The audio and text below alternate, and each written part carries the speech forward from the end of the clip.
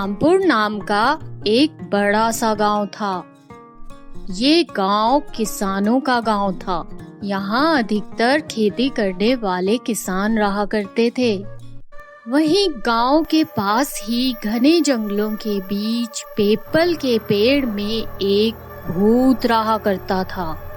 भूत दिन भर तो गायब रहता, लेकिन रात होते ही वह गांव वालों को खूब परेशान किया करता था। पूरा गांव एक बहुत ही बड़ी परेशानी में था। रात होते ही भूत पूरे गांव के चक्कर काटने लगता और कभी किसी के पशुओं को नुकसान पहुंचाता तो किसी किसान को इतना डराता कि वो रात भर सो नहीं पाता। भूत के डर से शाम होते ही गांव में सन्नाटा फैल जाता था। रात को कोई भी घर से बाहर नहीं निकला करता था। सरपंच जी, कब तक ऐसे ही चलता रहेगा? हम लोग शाम होते ही घर में बंद हो जाते हैं। वो पीपल का भूत अब तो बहुत ताकतवर हो गया है। उसने हमारा इस गांव में जीना मुश्किल कर दिया है। कल वो गाय उठा के ले गया। अच्छा हुआ मैं बाहर नहीं था, नहीं तो मुझे भी ले जाता। बहुत बड़ी समस्या है। मैं भी इससे बहुत परेशान हूँ। कुछ तो करना पड़ेगा। कल मेरा बेटा शहर से पढ़ाई पूरी करके वापस आ रहा है। उसके पास इस समस्या का हल जरूर होगा। संजय की पढ़ाई पूरी भी हो गई? अभी तो गया था। वक्त भी कितनी जल्दी बीत जाता है, पता नहीं चलता। जी सरपंच जी। चलो कल बेटे के आने के बाद इस परेशानी से छुटकारा पाने का हल निकालते हैं।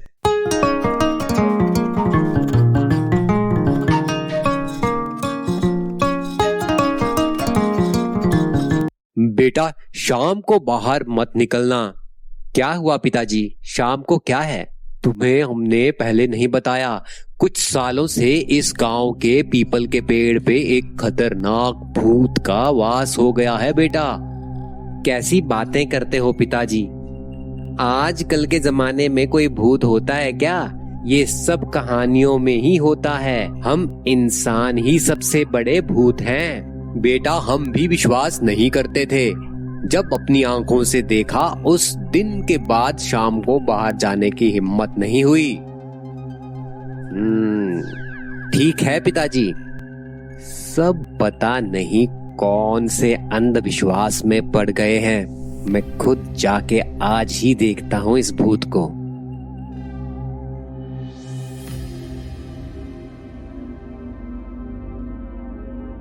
संजय शाम होने के बाद उस पीपल के पेड़ के पास जाता है और वहाँ भूत का इंतजार करता है।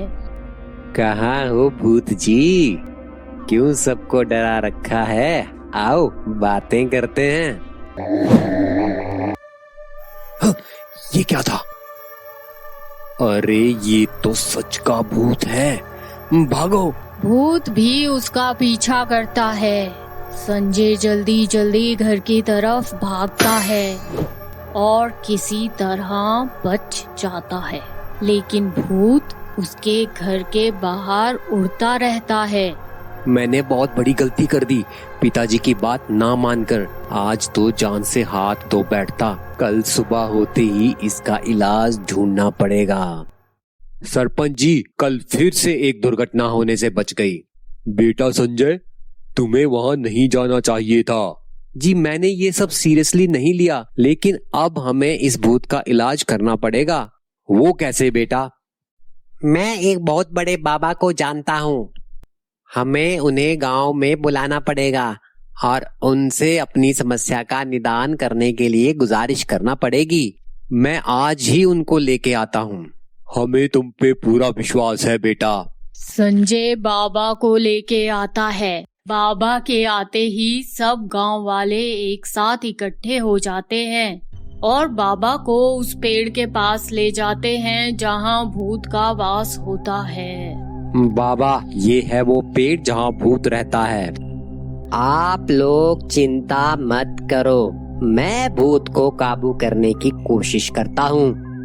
ओम ह्रीं क्लीं चामुंडाय विच्चे नमः। ओम ह्रीं क्लीं चामुंडाय विच्चे नमः। ओम ह्रीं क्लीं चामुंडाय विच्चे नमः। ओम ह्रीं क्लीं चामुंडाय विच्चे नमः। ओम ह्रीं क्लीं चामुंडाय विच्चे नमः। ओम ह्रीं क्लीं चामुंडाय विच्चे नमः।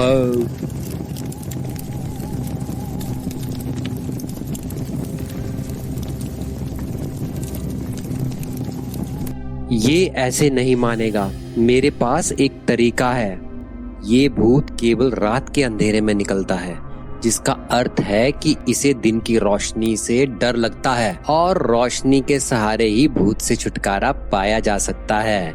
आज शाम होते ही मैं पेड़ के पास जाऊंगा और भूत मुझे पकड़ने के लिए जैसे ही बाहर आएगा, मैं भागते हुए अगले चौक पे आऊंगा। वहाँ तुम सब लोग मशालें लेके तैयार रहना और जल्दी से सब एक साथ मशालें जला देना ताकि उजाला हो जाए। जैसे ही उजाला होगा वैसे ही भूत पेड़ की तरफ जाएगा।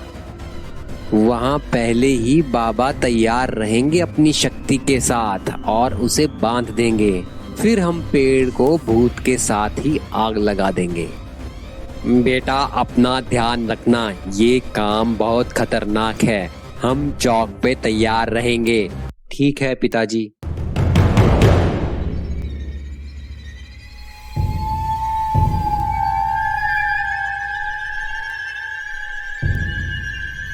भूत जी, मैं आपसे मिलने आया हूँ। स्वागत नहीं करोगे हमारा?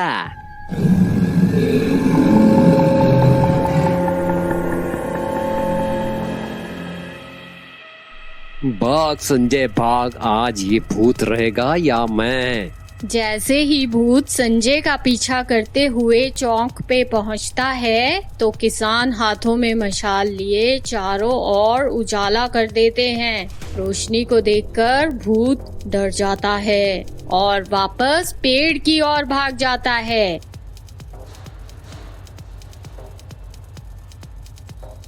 रोशनी में बाबा भूत को पेड़ से बांध देता है और फिर गांव वाले भूत को उस पेड़ के साथ ही जला देते हैं। इस तरह से गांव वालों को भूत की समस्या से निजात मिल जाता है। कहानी से सीख, समस्या चाहे कैसी भी हो, अगर बुद्धि का प्रयोग किया जाए तो उससे निजात पाया जा सकता है।